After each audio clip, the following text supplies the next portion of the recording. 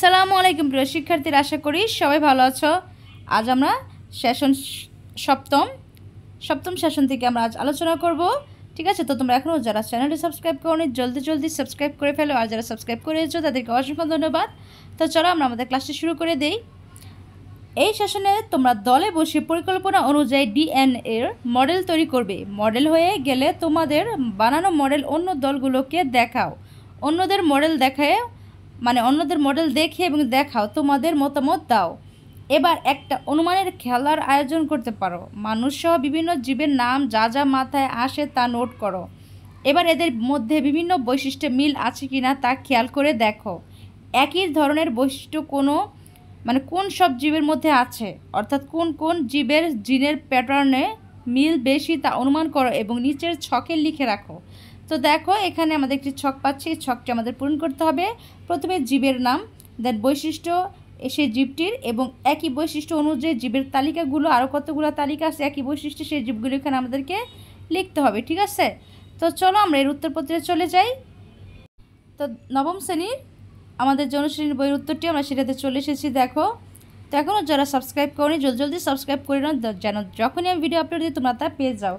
তোমরা অনেকে বলেছো আমি অনেক সুন্দর করে বুঝাই, আমার বোঝানোটা তোমরা বুঝো, তাই একটু বিস্তারিত আলোচনা করে নিচ্ছি যেন তোমরা বিরক্ত না হও। তো আশা করি তোমরা ভিডিওটি পেলে উপকার হলে অবশ্যই তোমরা একটু সাবস্ক্রাইব করবে, লাইক কমেন্ট করবে, তা আমি আরও আগ্রহ হই নেক্সট ভিডিওগুলো যখন বানাবো তখন কষ্ট মনে হবে না।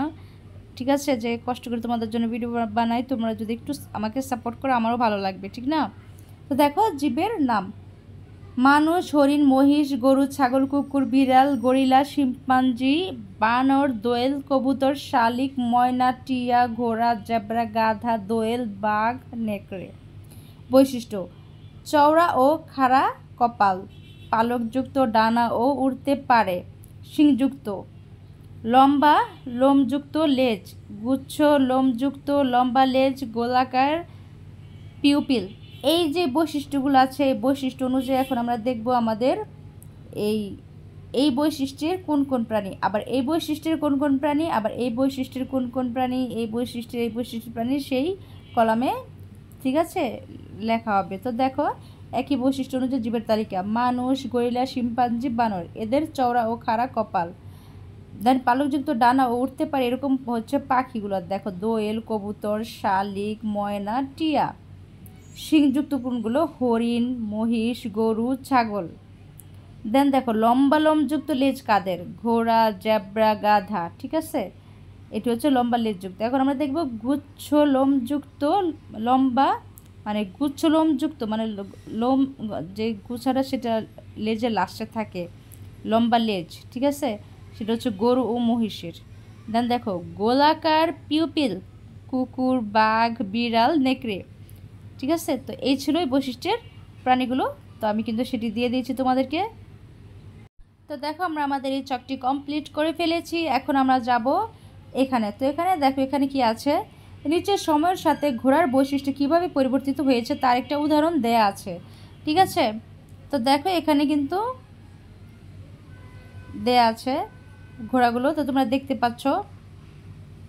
তো দেখো, এখানে আছে, এটি হচ্ছে ইওহিপাস, দেন এটা হচ্ছে মেসোহিপাস, তারপর এটা হচ্ছে ম্যারিচিপাস, দেন এটা হচ্ছে পিলোহিপাস, আর এটা হচ্ছে মডার্ন হর্স।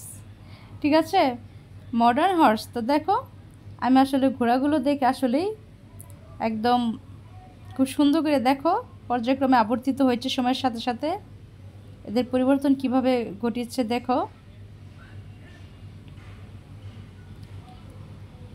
দেখো, এর পাটা দেখো কীরকম, দেন এর পাটা দেখো, তারপর এর পা এবং ঘাড়টা দেখো সোজা হয়ে গেছে, এটা একটু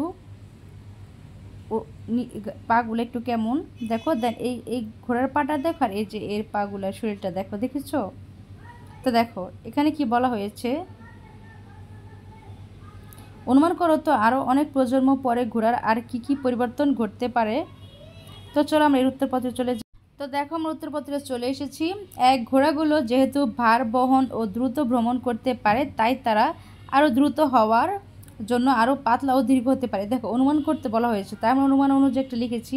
2 পরিবেশের সাথে মিল রেখে তাদের ত্বক ও লোমের গঠন ও রং পরিবর্তিত হতে পারে।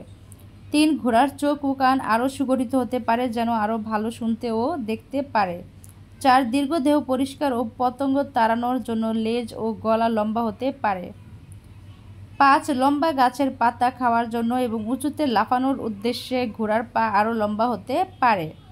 তো এই ছিল আমাদের অনুমান করা যে নেক্সট প্রজন্মে আরও অনেক প্রজন্ম পরে কী হতে পারে ঘোড়ার পরিবর্তনটা। ঠিক আছে, এটা আমাদের অনুমান করলাম আর কি। ঠিক আছে, এটা আমাদের কি অনুমানের উত্তরটা।